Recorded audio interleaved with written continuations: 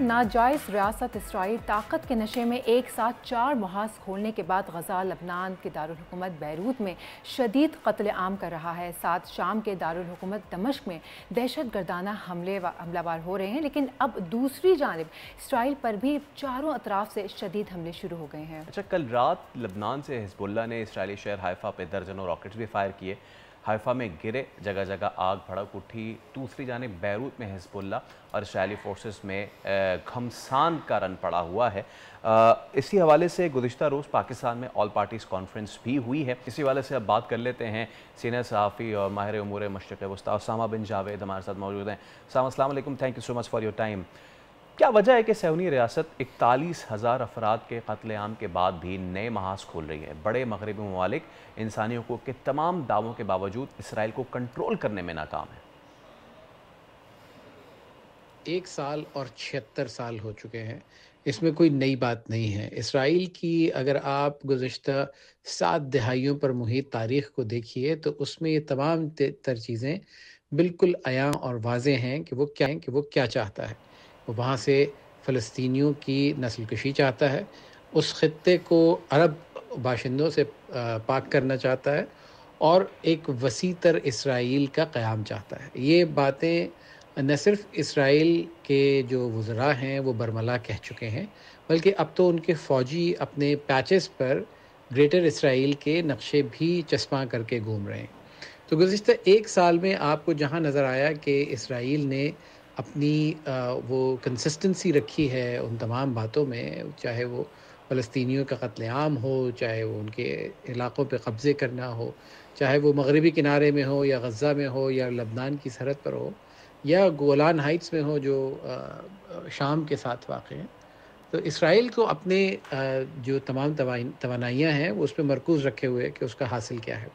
दूसरी जानिब आपको मुस्लिम दुनिया का जवाब भी बिल्कुल वैसे ही मिलता है जो कि 7 दहाइयों पर शामिल है कि जिसमें मुसलमान मुल्क इकट्ठे होकर अपने पुराने बयानात को निकालते हैं, झाड़ पोंछ कर उसमें तारीख़ तब्दील कर दोबारा कहते हैं कि जी एक 2 स्टेट सॉल्यूशन, 2 अलग-अलग रियासतें होनी चाहिए और अक़वाम मुत्तहिदा के करारदानों पे अमल होना चाहिए, वग़ैरह वग़ैरह। लेकिन इसराइल इन तमाम चीज़ों से बहुत आगे बढ़ चुका है। उसके पास तमाम तर दुनिया की, मगरबी दुनिया की बिलख़ुसूस कुमक और हिमायत हासिल है।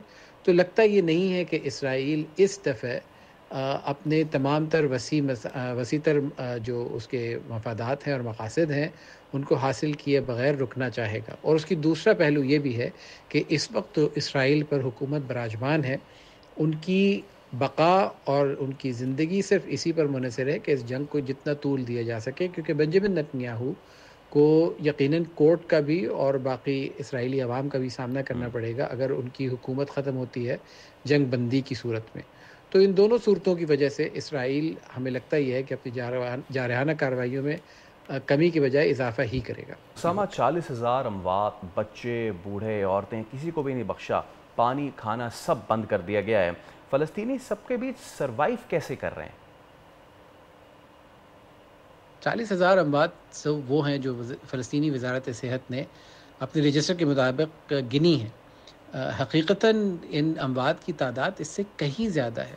इसमें हज़ारों वो बच्चे, बुज़ुर्ग, बूढ़े, औरतें, जवान शामिल नहीं हैं जो इस वक्त भी मलबे तले दफन हैं। इसमें वो तमाम लोग शामिल नहीं हैं जो इसराइल ने या गायब कर दिए गए या बेनाम लाशों की सूरत में फ़लस्तीनियों को वापस किए। तो एक आलमी जरीदे लैंसेट के मुताबिक ग़ालिबन ये सही तादाद ज़ख्मियों और हलाक शुदगान की 2 लाख के लगभग है। और 1 साल गुजरने को आया है, लेकिन नज़र नहीं आता कि या इसराइल की रविश तब्दील होगी। नज़र ये भी नहीं आता कि इसराइल को किसी किस्म की सरजनिश का सामना करना पड़ेगा। International criminal court, international court of justice में आवाज़ें तो बहुत बुलंद हुई, लेकिन 1 साल गुजरने के बावजूद अमलन अभी तक कुछ नहीं हुआ है।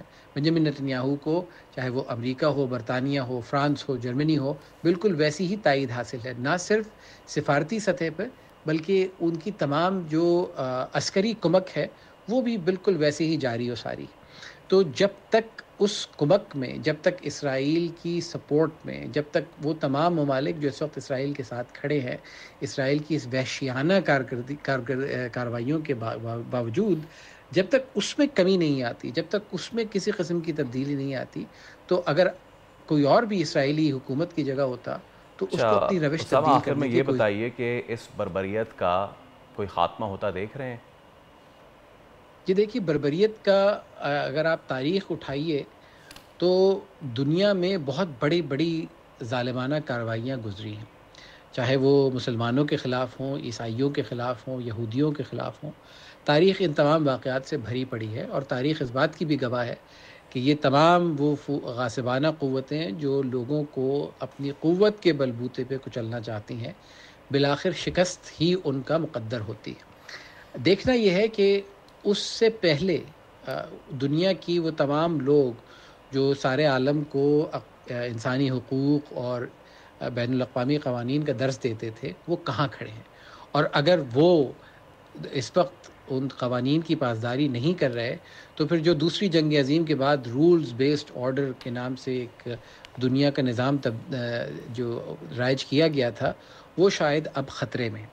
اسرائیل کی بربریت کا خاتمہ صرف اسی صورت میں ہے کہ جب اسرائیل اقوام متحدہ کی قراردادوں کی صورت میں اپنی فوجوں کا وہاں سے انخلا کرے، فلسطینی علاقوں سے اپنی فوجیں اور اپنے جو آباد کار انہوں نے آباد کیے ہیں ان کو وہاں سے دوبارہ بلایا جائے، اور فلسطینی جو 1948 اور 1967 میں نکالے گئے تھے ان کو واپس آنے کا حق دیا جائے۔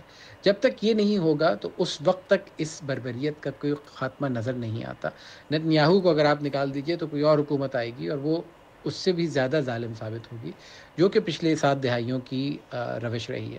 تو اس کا خاتمہ صرف اس وقت ممکن ہے جب اقوام متحدہ اور دنیا کی تمام بڑی تنظیمیں اکٹھے ہو کے کھڑے ہو کر کہیں کہ یہ آئندہ اب اس کے بعد یہ نہیں ہو سکتا، اور اگر اسرائیل نے اپنی روش تبدیل نہ کی تو پھر اس کو نہ صرف سفارتی بلکہ عسکری طور پر بھی نتائج کا سامنا کرنا پڑے گا۔ اور جب تک ایسا نہیں ہوتا، جب تک کسی میں اتنی قوت اور جرأت نہیں ہوتی، اسرائیل اسی طریقے سے فلسطینیوں کا بہیمانہ قتل جاری رکھے گا۔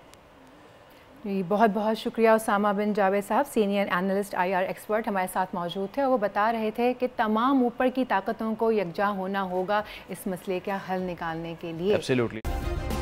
سبسکرائب کریں اور بیل دبائیں تاکہ کوئی خبر رہ نہ جائے۔